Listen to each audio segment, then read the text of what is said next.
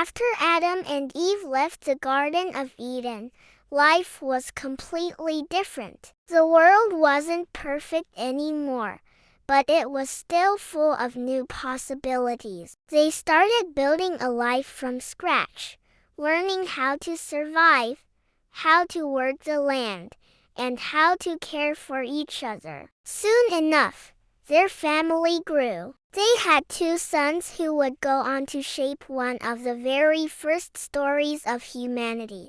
Their names were Cain and Abel. Cain was the older brother. He was a farmer, a man of the soil. He spent his days planting, harvesting, and bringing crops out of the ground. Abel was the younger one. He was a shepherd, caring for animals, sheep, lambs, and flocks that roamed the open fields. 2 brothers, 2 different callings, but one family, living and working together. One day, both brothers decided to bring an offering to God, a gift to show their gratitude and honor. Cain brought some of the fruits he had grown from the land. Abel, on the other hand, brought the very best of his flock, the firstborn, the finest animal he had.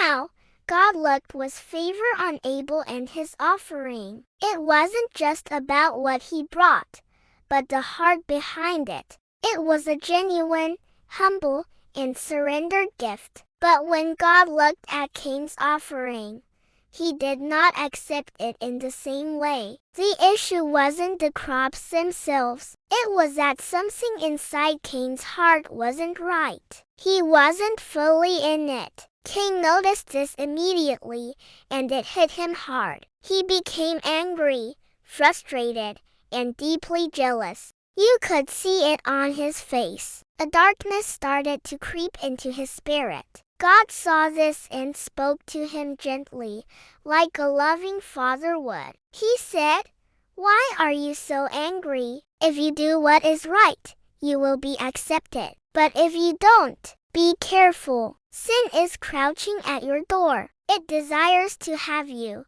but you must rule over it." It was a clear warning, a chance for Cain to make a different choice. But Cain wasn't listening. Sometime later, Cain said to his brother, "Let's go out to the field."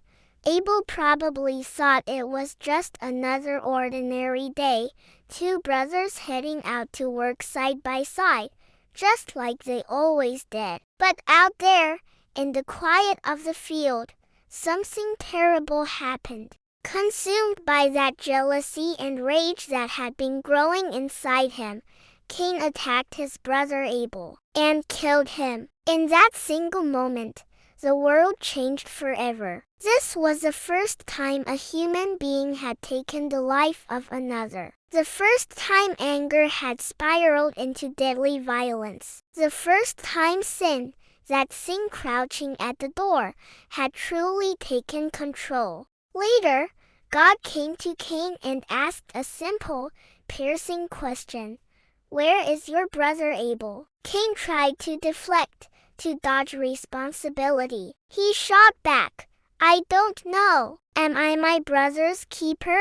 But nothing is hidden from God. He already knew, and he replied, "What have you done? Listen, your brother's blood cries out to me from the ground." There had to be consequences for Cain's actions. God told him that the very ground he farmed would no longer produce good harvests for him. He would become a restless wanderer on the earth, someone who could never truly settle down, never feel at home again. The weight of this punishment overwhelmed Cain. He cried out, "My punishment is more than I can bear. Anyone who finds me will try to kill me." But even in this moment of judgment, God showed a surprising mercy. He placed a protective mark on Cain, a sign that no one should harm him. And so, Cain left the presence of the Lord and began a new life, far from his home,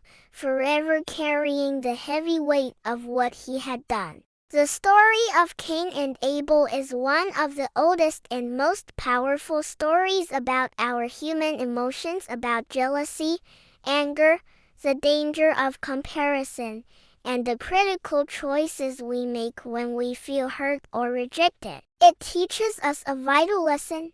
Our actions always begin in our hearts. Unresolved anger, left to fester, can grow into something incredibly destructive.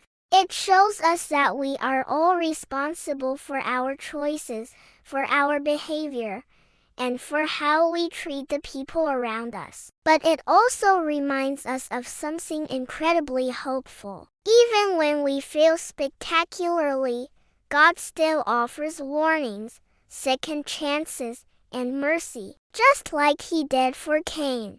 Cain and Abel were just two brothers who lived thousands of years ago, but their story still echoes into our lives today. It's an invitation to look within ourselves, to guard our own hearts, and to consistently choose what is right before anger turns into action, before jealousy causes harm, and before the sin crouching at our door finally steps inside.